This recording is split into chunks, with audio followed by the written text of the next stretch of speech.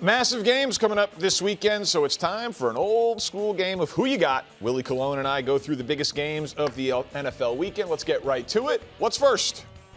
Eagles at Bills Sunday on Fox. Who you got? Oh, voice of God with the big on Fox promo. Big bass in the voice. Gotta love it. Listen, this was a part of my picks. I've got the Bills. I laid the 1.5 as an official Parkins pick.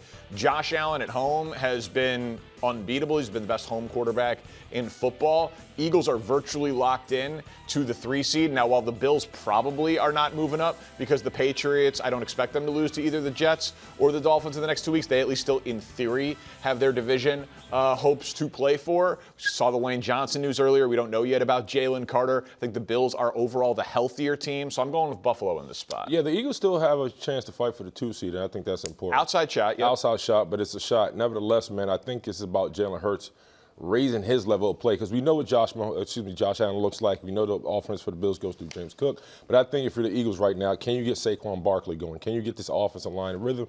And can you see Jalen Hurts put on the cape, especially late in games when they got to have it moments? I like the Eagles because I like how they responded last week against the Commanders. Yes, it was the Commanders, but you needed to see the little get back. They were able to do that. And I once again, I felt like Jalen Hurts, man, he seems fiery this time of year. I watched him yell out his offensive line, get into it on the sideline. He's trying to pull the wagon, man, and he needs to do that rolling into January. I think Saquon looks great. Saquon easily could run on the Bills' defense. I think the Bills will run on the Eagles' defense. It's going to be a tight one. Yeah, I mean, listen, point and a half spread would say it. The thing that would be the biggest statement for me is if the Eagles' defense can shut down Buffalo. That would be a huge statement. What's the next matchup? Texans at Chargers. Who you got? So much is talked about this Texans defense, and rightfully so. They allowed the fewest points per game, the fewest yards per game. You know about Will Anderson and Danielle Hunter, who are absolute animals on the edges. But I got to call out C.J. Stroud, because we know what Justin Herbert is capable of. You know what he can do. Can C.J. Stroud step up and really run this offense? You know the defense is going to give you a lot of chops at the apple, where you're going to have multiple options of throwing the ball and running the ball. But can C.J. Stroud really be big in a moment? The game is really in his hands, because I expect this Texans defense to be money good, but can the Chargers step up? Can C.J. Stroud step up? And you've got the Texans. Yeah. I've got the Chargers, and yes, I'm a Herbert guy.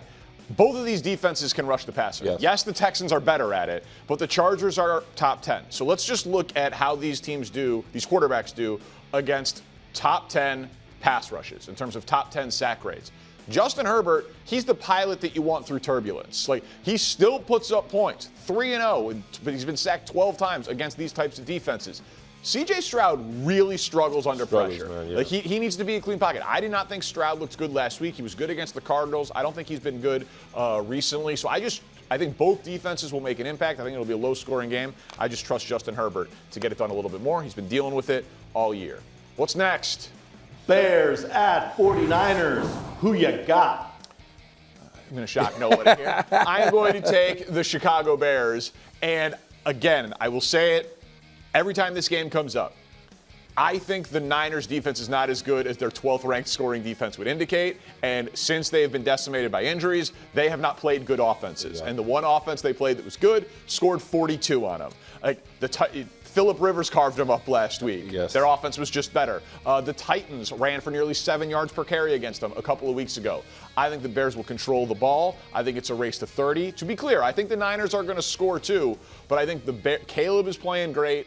The play calling, I think Ben Johnson and Kyle Shanahan are both excellent. I just think the Bears' defense is more opportunistic, and they'll get a takeaway or two to be the difference. Yeah, it's the kid versus the machine. I think Caleb Williams right now has been playing the cleaner brand of football. Brock Purdy had the big game against the Colts where he had 5 touchdowns. But I think Caleb right now has, week after week, gotten better. And I think because they can run the ball and have some stability within the offense, and they control the clock, I think right now it comes to Caleb playing all four quarters clean, And I also think right now, if you're the Bears and you feel like you have a chance, go after them early, man. Don't let the Niners stick around and wait around, because they have a quarterback. And who knows what George Kittle looks like. I know he's dealing with the ankle right now. But if you're the Bears, have some killer instinct. You're going to need it. And see, that's the thing. The Bears, that game against the Packers, they were not consistent. The first game against the Packers, they were not consistent. Yeah. But they were consistent against the Eagles on Black Friday.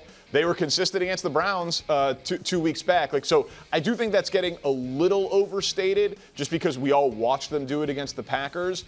And again, the Niners I did it during Parkins picks, but the Niners against top 20 offenses this year, opponents have a passer rating of 108 against them. Like, they have been feasting on bad offenses. Sure. So again, to be clear, race to 30. Because I don't think the Bears defense is very good either. They just get takeaways. I think this is going to be a shootout. But they get takeaways and they stand up, especially the big stand up they had in overtime. So they can get it done. They'll get it done late, but yeah. So I think the Bears in this one. So we are finally aligned there. And this one has a little bit of a different flavor. What's the last one?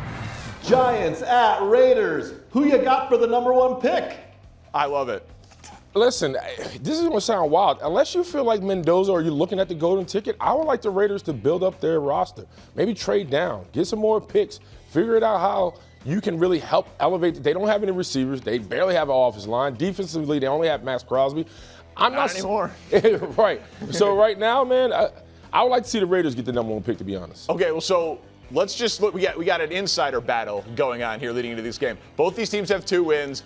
Both these teams want to lose, but you're not allowed to tank. So Ian Rappaport says Max Crosby was informed that he'll be out of the game, and then Jay Glazer later reported that Max Crosby was furious at that decision. That's just come out in the last hour. The Giants have already ruled out Andrew Thompson. So these teams are just, you're going to sit, you're going to sit, you're going to. The guys are like, what? I'm not even hurt. They're like, no, you're sitting because they want the #1 overall pick.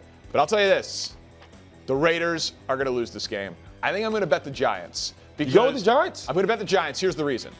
Jackson Dart clearly only plays at 1 speed. Yes. Like, that guy does not, for his own personal health, safety, he only will play to win. And if the Raiders have just offended Max Crosby to the point where he is outwardly angry, according to Jay Glazer, he is the heart, soul, voice, brain, inspiration. He's basically the logo for the Raiders right. at this point. So if the Raiders players see that their star, Max Crosby, is upset that the team is basically tanking the game for the pick, what's that going to do to the rest of the guys in the but I think the rest of the team understands why. So everything that you just mentioned, he's their world. So you don't want to see him get dinged the last, this game against the Giants that really means nothing other than possibly getting the #1 pick. I think they're trying to protect him from himself, and I understand it. Okay, well, Max Crosby clearly doesn't understand it, and my guess is Max Crosby gets traded in the offseason. Oh. Thanks for watching. Subscribe here to get more from the show and to check out clips from other shows on FS1.